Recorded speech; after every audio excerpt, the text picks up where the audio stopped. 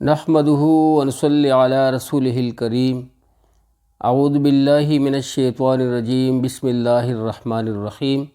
میرے پیارے بھائیوں، بزرگوں، دوستوں اور پیاری بہنوں، السلام علیکم ورحمۃ اللہ وبرکاتہ۔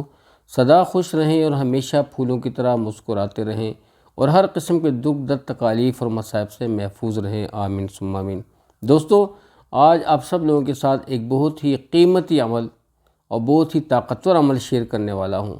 اس عمل کی بدولت سے اللہ سبحانہ وتعالیٰ کے فضل کرم سے آپ کے گھر سے ہر قسم کی شیاطین کا خروج ہو جائے گا،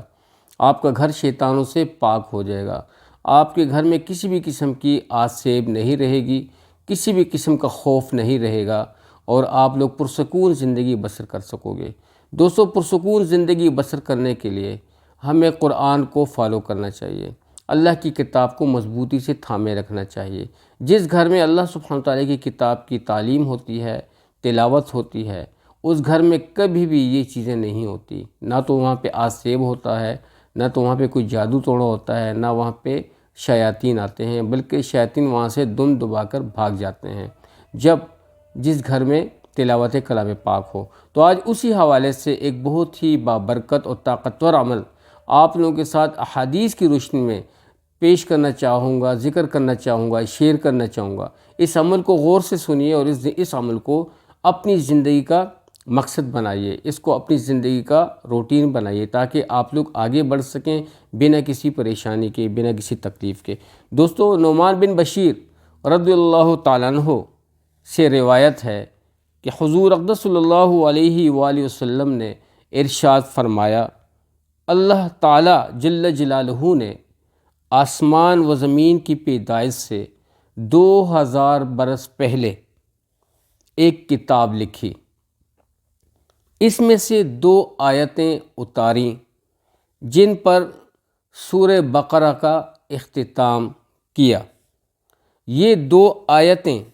جس گھر میں 3 دن پڑھی جائیں، یہ 2 آیتیں جس گھر میں 3 دن پڑھی جائیں، شیطان اس گھر کے قریب بھی نہیں آ سکتا۔ ترمذی دارمی۔ دوستو، یہ بات تو رسول اللہ صلی اللہ علیہ وسلم کے قول سے ثابت ہو گئی کہ جس گھر میں یہ 2 آیتیں 3 دن پڑھی جائیں، ٹھیک ہے نا، مسلسل، ویسے تو روزانہ پڑھنی چاہیے لیکن 3 دن پڑھی جائیں تو اس کی فضیلت آپ لوگوں نے سنی، اس کا فائدہ آپ لوگوں نے سنا۔ آگے ابن عباس رضی اللہ تعالیٰ عنہما سے بھی روایت ہے کہ حضرت جبرائیل علیہ السلام حضور اقدس صلی اللہ علیہ وآلہ وسلم کی خدمت اقدس میں حاضر تھے کہ حضور اقدس صلی اللہ علیہ وآلہ وسلم نے آسمان کا دروازہ کھلنے کی آواز سنی۔ آپ صلی اللہ علیہ وآلہ وسلم نے سر اٹھایا اور فرمایا، آسمان کا یہ دروازہ آج سے پہلے کبھی نہیں کھلا۔ اس سے ایک فرشتہ نازل ہوا تو آپ صلی اللہ علیہ وآلہ وسلم نے ارشاد فرمایا، یہ فرشتہ بھی آج سے پہلے کبھی نازل نہیں ہوا۔ اس وقت اس فرشتے نے سلام عرض کر کے بات کہا،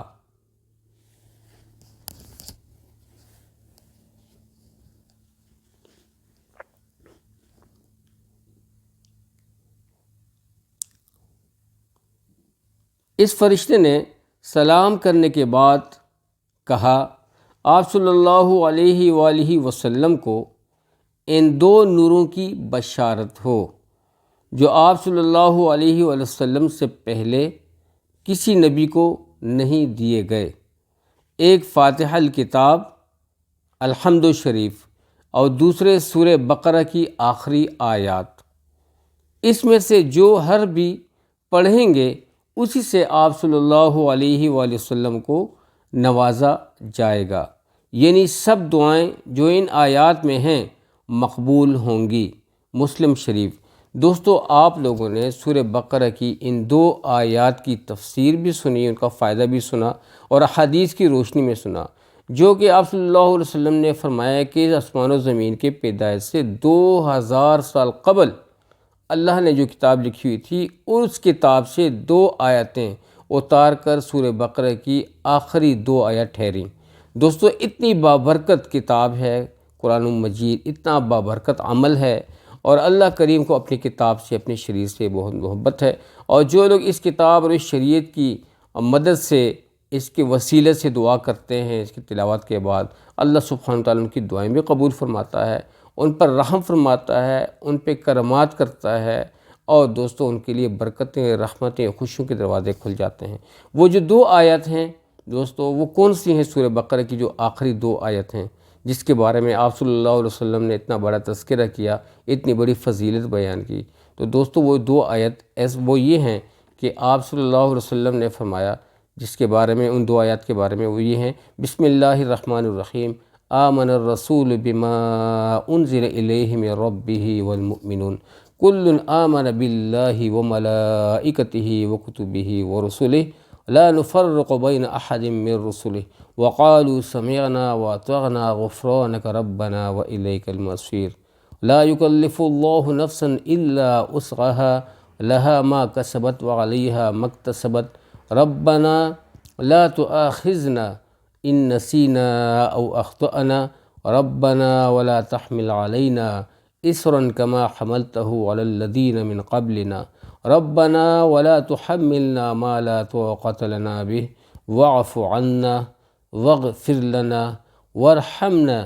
انت مولانا فانصرنا على القوم الكافرین۔ صدق اللہ العظیم۔ تو یہ تھی وہ 2 آیات مبارکہ جن کی تلاوت میں نے آپ لوگوں کے سامنے کی اور آپ لوگوں نے سماعت کی۔ دوستو یہ اتنی بابرکت، اور ان 2 آیات کے آخری جو آخری آیت تھی، اس کے آخر میں جو دعائیں مانگی گئی ہیں، وہ دعا قبول ہوتی ہے دوستو، ٹھیک ہے نا جی، کہ آپ اللہ سبحانہ تعالیٰ سے عافیت کا سوال کرتے ہیں، اللہ سبحانہ تعالیٰ سے رحم کا سوال کرتے ہیں، اور اللہ سبحانہ تعالیٰ سے آپ مغفرت کے لیے دعا کرتے ہیں، اور پھر یہ بھی کہتے ہیں کہ اللہ کہ ہم تو بہت کمزور ہیں، خطا کار بھی ہیں، عاجز بھی ہیں، تیرے در کے فقیر ہیں، تیرے در کے ملنگ ہیں، اور یا اللہ ہم تو حاجت مند ہیں، اے اللہ ہماری مدد فرما، ٹھیک ہے نا، اے اللہ ہماری، یعنی کہ کافرین کے بارے میں، یعنی کہ ہماری مدد فرما، یعنی کہ کافرین کا مطلب یہ کہ ایسی چیزیں جو کہ ہمارے بس سے باہر ہیں اور ہم وہاں تک نہیں پہنچ سکتے، اور ہم کمزور ہیں، عجز سے ہیں، تو یا اللہ ہمیں جو ہے ہماری مدد فرما، ٹھیک ہے نا جی، کہ واعف عنا واغفر لنا وارحمنا انت مولانا فانصرنا علی القوم الکافرین۔ علی القوم الکافرین یعنی کہ قوم کافرین، یعنی کہ وہ چیزیں جو طاقتور ہیں، جو اپنے آپ کو کچھ سمجھتی ہیں، اور یا اللہ ہم تو عاجز ہیں، فقیر ہیں، ہمیں، اور یا اللہ ان چیزیں، یہ بھی کافرین میں آتا ہے کہ ایک نافرمانی ہے، گناہ ہے، خطا ہے، اس سے بچنے کے لیے، ٹھیک ہے نا جی۔ اور ایسے شدت پسند اور شرپسند لوگ جو کہ اللہ کے نافرمان ہیں، اور وہ اللہ کے فرمانبردار بندوں کو نقصان پہنچاتے ہیں، ان کے شروں سے پناہ مانگی گئی، ان پر غالب ہونے کے لیے دعا کی گئی ہے اس میں، وہ دعا، یہ ساری دعائیں دوستو، یہ چیزیں جو ہیں نا، یہ ڈیپینڈ کرتی ہیں، اور یہ انسان کو کامیابی دیتی ہیں، اس لیے آپ صلی اللہ علیہ وسلم نے اس کی فضیلت بیان کی تاکہ سب کو پتہ چلے۔ دوستو ایسی چیزیں کبھی بھی ڈھکی چھپی نہیں رکھنی، بلکہ سب کے ساتھ شیئر کریں، سب کو بتائیں، سب تک پہنچائیں۔ اللہ سبحانہ وتعالی ہمیں اس بابرکت کتاب کی روشنی میں زندگی نصیب فرمائے اور آگے بڑھنا نصیب کرے۔ تو دوستو اب تک کے لیے اتنا ہی، اپنا ڈھیر سارا خیال رکھیے گا۔ السلام علیکم ورحمۃ اللہ وبرکاتہ۔ جیت رہیں، آباد رہیں۔